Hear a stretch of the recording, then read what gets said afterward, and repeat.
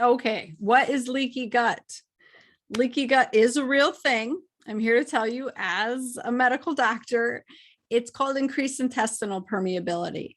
So essentially in our colon, there is one layer of cells between the food we've digested and we're trying to absorb and get all the good, yummy stuff out of, and our bloodstream underneath that lumen or that hole where the food is in. So there's one cell that is, one cell layer that is responsible for whether things get absorbed and come into your bloodstream or whether they don't. And in between all those cells are little gap junctions. They look like toll booths. They open and they let in the good stuff, the vitamins, the amino acids, all the stuff that you want to absorb. And then they're supposed to close and keep out bad toxins and bad bacteria and pesticides and all the things you don't want in your bloodstream. Here's the problem. Things break those gap junctions on a regular basis. The biggest things that break those gap junctions: Motrin, ibuprofen, any kind of NSAID, antibiotics, hormones. So synthetic hormones like birth control pills and HRT. Hormone shifts like pregnancy and menopause can also damage those. So a ton of stuff breaks these gap junctions. Luckily, the gut cells rejuvenate every 24 to 48 hours. So there's great turnover and your gut lining heals really well.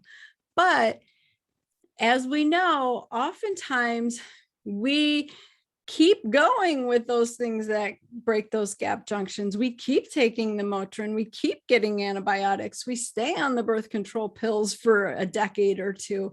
That repetitive assault to the lining makes it so that you get leaky gut. Those holes are open long enough that things start to go into your bloodstream that shouldn't be there. Lipopolysaccharides and other toxins from bacteria, pesticides. Oh my goodness, so many bad things. But here's the deal. Your bloodstream in your gut has an immune system called the IgA. The IgA is your immune system that covers any area of your body that's like outside environment to inside. So your skin has lots of IgA. Your nose and nasal passages and lungs have IgA. Your intestines, your mouth, your esophagus, they have IgA. So IgA are like the frontline guys. They are there to protect whatever gets into that bloodstream. Here's the problem. When you repetitively have leaky gut and bad bacteria living in your gut, those IgA levels get depleted. They like wipe out all the guys on the front line. And so then you have to bring in your second line defense. That's your IgG system. Your IgG system is slower to respond. And what they do is they put an antibody tag on something. So they say, oh, that's foreign, we don't like it. Here's the little tag for your immune system to know we don't like it. And then they go about on their way. So here's a scenario. You have leaky gut, you have things getting in your bloodstream that shouldn't be there. You have your IgA system is wiped out or overwhelmed. And so your IgG system starts attacking everything that it sees.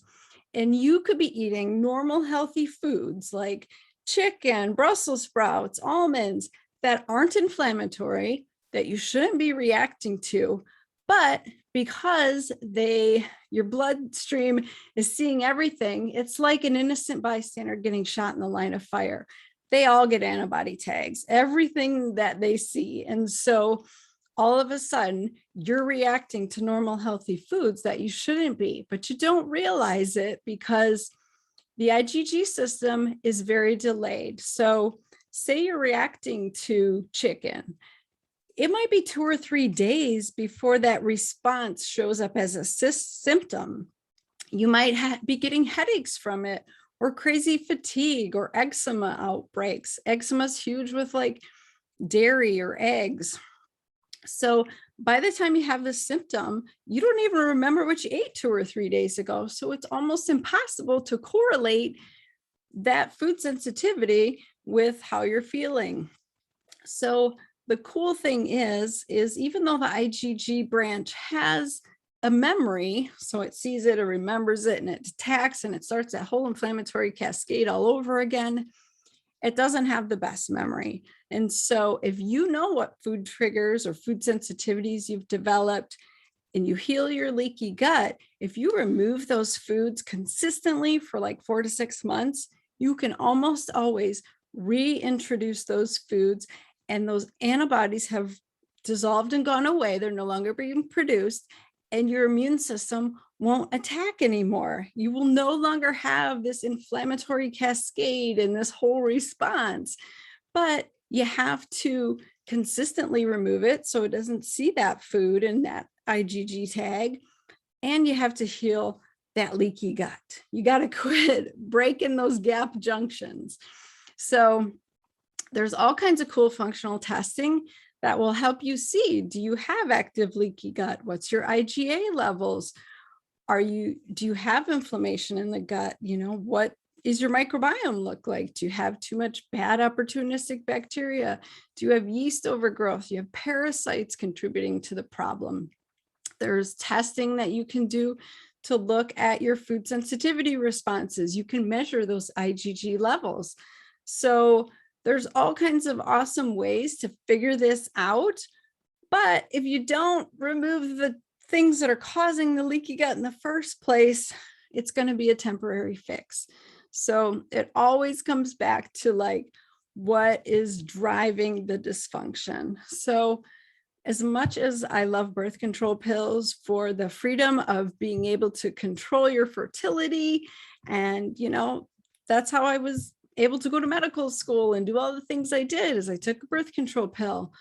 But you need to know that it does affect your health, and leaky gut is one of those big issues that you can get from birth control pills. So there might be better options for you, like a Paragard IUD, which has no hormones, or other options. So that you can listen to my podcast, The Functional Gynecologist. I go over all kinds of stuff like that. But just know that you got to get off the Motrin, you got to get off the antibiotic, cycle that you're on, or whatever is driving the leaky gut. Oh my gosh, I didn't even talk about stress.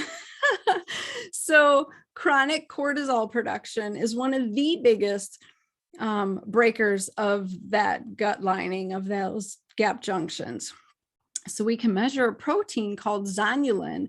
And if that's elevated, that's telling us those gap junctions are broken. So get your stress under control. It will do your gut a world of good.